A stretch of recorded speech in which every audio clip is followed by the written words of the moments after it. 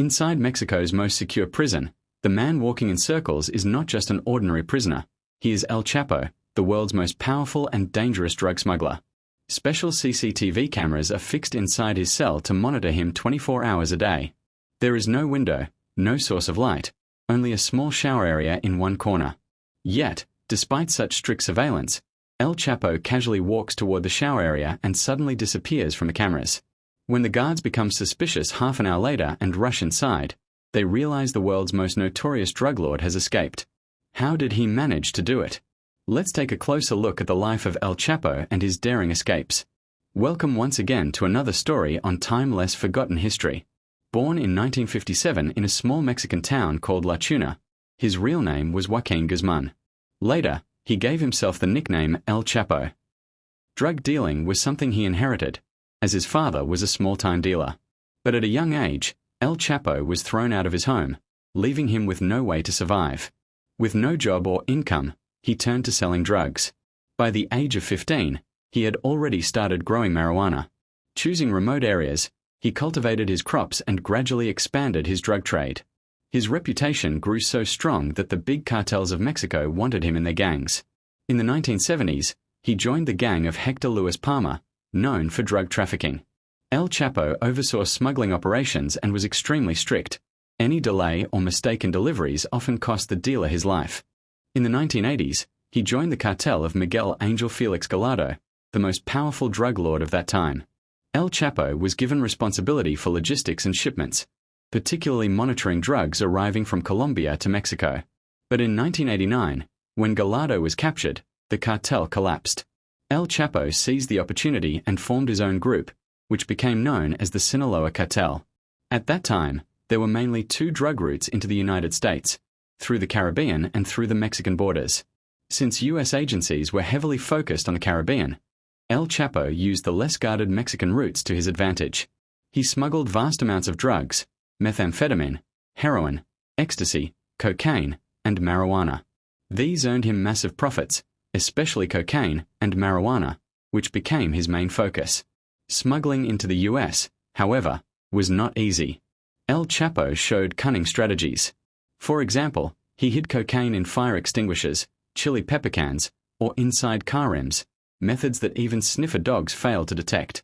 But since not all drugs could be transported this way, he devised his signature method, tunnels. Investing millions of dollars, he hired experts to construct underground tunnels equipped with electricity and ventilation systems. Through these, he moved tons of drugs into the U.S. In the 1990s, FBI agents were stunned when they discovered El Chapo's first tunnel, 300 feet long, fully wired, and leading into a safe house. These tunnels were not only for smuggling but also his escape routes. By 2010, more tunnels were discovered, some even equipped with rail systems for easy transport. Between 2012 and 2013, authorities uncovered more of his underground passageways. His engineering marvels earned him the title King of Tunnels. These entrances were often hidden cleverly, under bathtubs or toilets. He strategically chose locations like Otay Mesa near the US-Mexico border, an industrial area with heavy traffic and noise, making digging easier. The soil there, softened by the nearby ocean yet supported by mountains, made it perfect for tunnel construction. But in June 1993, Mexican authorities finally arrested him and sentenced him to 20 years in prison. Yet, even behind bars, he turned his cell into his office by bribing guards. He continued running meetings and controlling his empire from inside.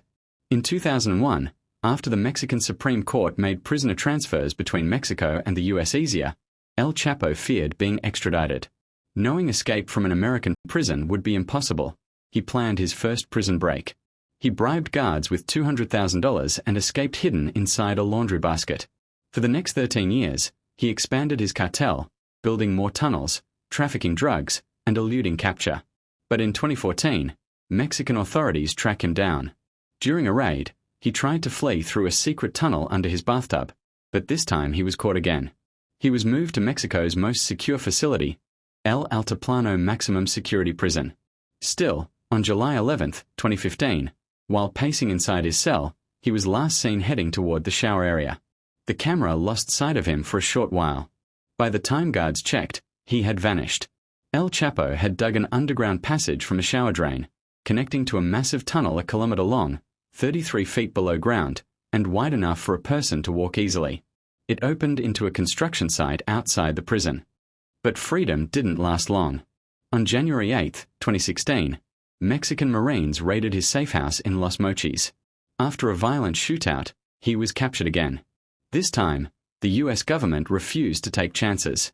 In 2017, Mexico handed him over to the United States. Today, El Chapo is serving a life sentence at the Supermax prison in Colorado. But even with all the security, the fear still lingers. What if he tries to escape once more? We hope you enjoyed this video. Don't forget to like, share, and drop your wonderful comments. Thank you for watching, and see you again in another amazing video.